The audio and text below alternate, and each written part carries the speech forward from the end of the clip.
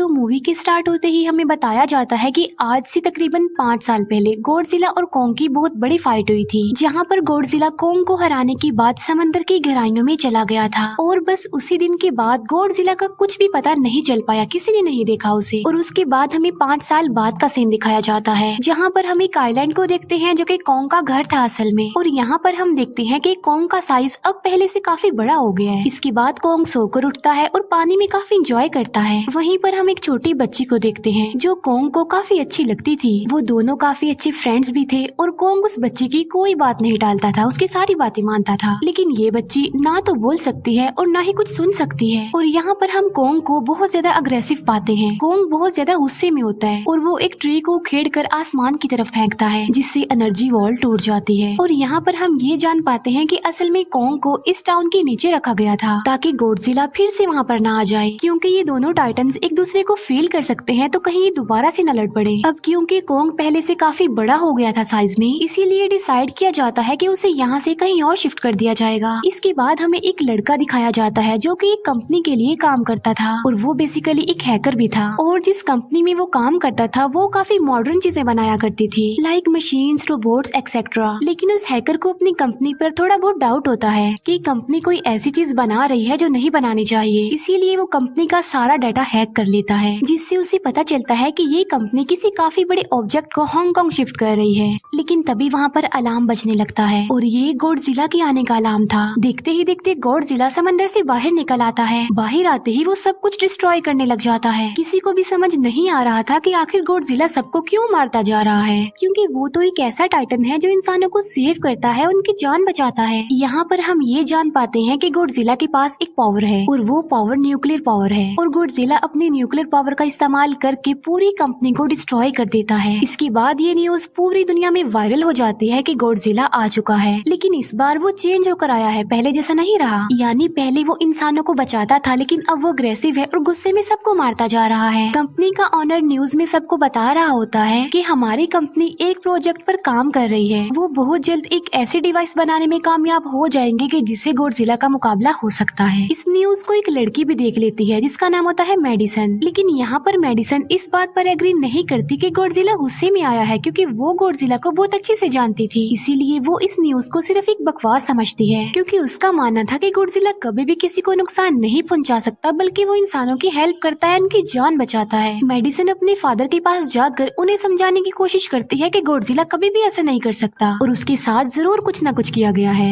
लेकिन मेडिसन के फादर उसे समझाने की कोशिश करते हैं कि देखो बेटा, ये सारी क्रिएचर्स, ये सारे टाइटन्स इंसानों की तरह ही होते हैं, यानी इनका मूड चेंज हो सकता है। अब देखो गॉडजिला भी चेंज हो गया है और वो इंसानों को मारता जा रहा है। इसके बाद मेडिसन वहाँ से चली जाती है और वो उस हैकर की ऑनलाइन ऑडियो सुनती है। वो हैकर असल में गॉडजिला के बारे में एक ऑनलाइन ऑडियो अपलोड करता है। यहाँ पर मेडिसन डिसाइड करती है कि वो जाकर उस हैकर से मिलेगी और जाकर उससे सारी बात पूछेगी कि आखिर ये चक्कर किया है, गॉडजिला अग्रेसिव क्यों हो गया है और उसने उस कंपनी को क्यों डिस्ट्रॉय किया। इसके बाद कंपनी का ऑनर एक सीनियर डॉक्टर नेथन से जाकर मिलता है। डॉक्टर नेथन असल में एक साइंटिस्ट भी होते हैं। कंपनी का ऑनर डॉक्टर नेथन को बताता है कि आपका जो कॉन्सेप्ट था हॉलो अर्थ वाला, वो बिल्कुल सही था और ये वो जगह थी जहाँ पर टाइटन्स पैदा होते हैं। असल में डॉक्टर नेथन ने एक बुक लिखी थी जिसमें उन्होंने लिखा था कि जमीन के अंदर एक और जमीन भी है जिसका नाम हॉलो अर्थ है। ये छुपी हुई है और किसी को नजर नहीं आती और असल में ये अर्थ टाइटन्स की एनर्जी का सोर्स है। वहीं पर कंपनी का ऑनर डॉक्टर नेथन को एक और आदमी से भी मिलवाता है। कंपनी का ऑनर डॉक्टर नेथन को बताता है कि हमने हॉलो अर्थ के अंदर ही एनर्जी का एक सोर्स ढूंढ लिया है। अब यहाँ पर हम ये बात तो जानते नहीं कि हॉलो अर्थ आखिर एग्जिस्ट कहाँ पर करती है। हॉलो अर्थ असल में हमारी जमीन के नीचे है और जिस तरह हम सूरज से एनर्जी लेते हैं और सेम उसी तरह हॉलो अर्थ में एक एनर्जी सोर्स है जिससे ये सारे टाइटन्स एनर्जी लेते हैं। और अगर ये लोग उस एनर्जी सोर्स को ढूंढने में कामयाब हो गए तो ये गॉडजिला का मुकाबला भी कर पाएंगे।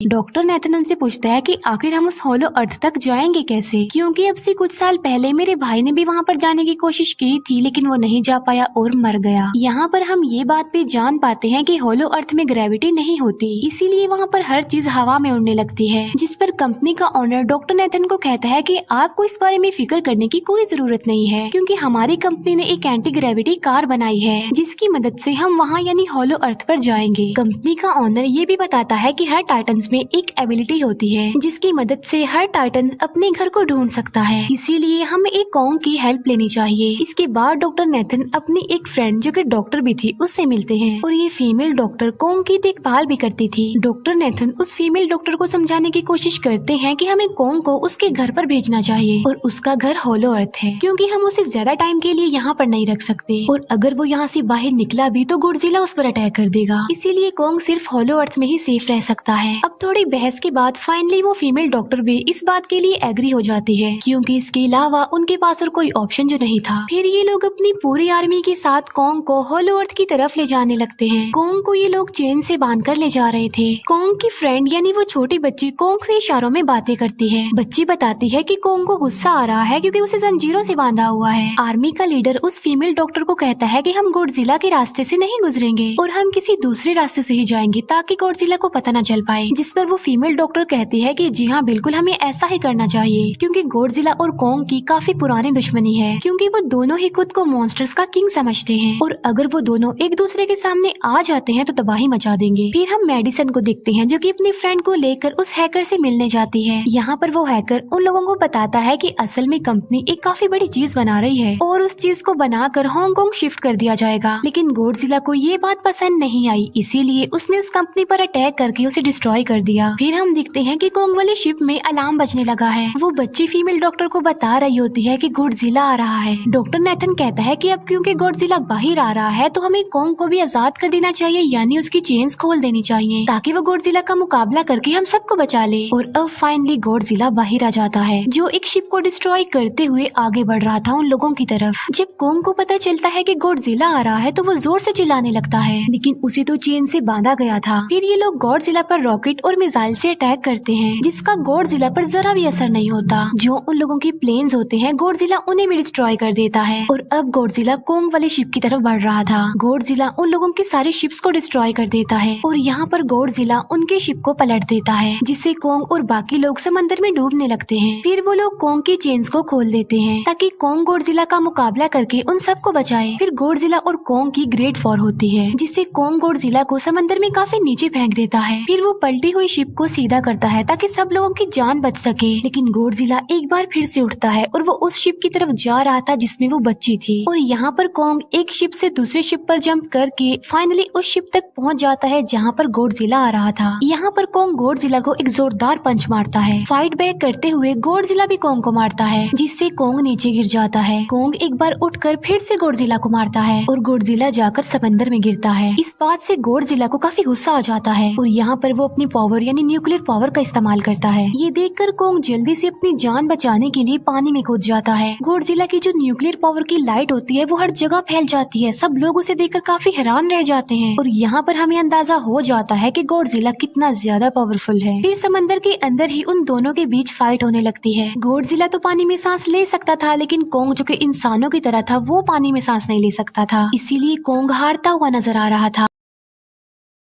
फिर गॉडजिला कॉन्ग को मारने के लिए उसे समंदर की गहराइयों में लेकर जा रहा होता है। वो फीमेल डॉक्टर कहती है कि हमें जल्द से जल्द कॉन्ग की हेल्प करनी चाहिए वरना गॉडजिला उसे मार डालेगा। फिर ये बहुत सारे मिसाइल को समंदर में ब्लास्ट कर देते हैं जिससे होता ये है कि कॉन्ग अपनी जान बचाने के लिए बाहर आ जाता है। फिर डॉक्टर नेथन ऑर्डर देते हैं कि सब कुछ ऑफ कर दो, सारे इंजन सारी मशीन को शट डाउन कर दो ताकि गॉडजिला ये समझे कि हम लोग हार चुके हैं और मर चुके हैं। और तब ये लोग सारी चीजों को शट डाउन कर देते हैं। तब गॉडजिला कॉन्ग को गुस्से में देखता है और फिर वहाँ से चला जाता है। फीमेल डॉक्टर कहती है कि अगर हम आगे बढ़े तो गॉडजिला हमें फिर से फेल करके हम लोगों पर अटैक कर देगा, तो अब हम कैसे आगे बढ़े और हम कॉन्ग को कैसे ले जाएंगे। जिस पर डॉक्टर नेथन कहते हैं कि हम कॉन्ग को उड़ा कर लेकर जाएंगे। दूसरी तरफ हम देखते हैं कि मेडिसन अपने फ्रेंड्स के साथ उस कंपनी में घुस गई है ये चेक करने के लिए कि आखिर ये कंपनी कौन सी चीज बना रही है जिस पर गॉडजिला को गुस्सा आया और उसने अटैक कर दिया। वहाँ पर उन लोगों को एक काफी बड़े एनिमल के अंडे भी मिलते हैं और फिर जैसे ही उन लोगों को अंडे मिलते हैं उनका डोर लॉक्ड हो जाता है। असल में जहाँ ये लॉक्ड हो जाते हैं वो एक मशीन होती है जो इन लोगों को अंडों समेत काफी तेजी से हांगकांग लेकर जा रही थी। फिर हम देखते हैं कि हेलीकॉप्टर्स के जरिए पूरी आर्मी कॉन्ग को होलो अर्थ के पास पहुंचाने में कामयाब हो जाती है। वो लोग कॉन्ग को कहते हैं कि वो होलो अर्थ वाली केव में चला जाए, लेकिन कॉन्ग वहाँ पर जाने के लिए इनकार कर देता है। फिर ये लोग डिसाइड करते हैं कि वो उस बच्ची के थ्रू कॉन्ग को कहेंगे कि वो वहाँ पर चला जाए, क्योंकि कॉन्ग उस बच्ची की कोई बात नहीं टालता था। साथ में कॉन्ग को ये भी कहा जाएगा कि आपकी फैमिली भी वहाँ पर है, आप जैसे और भी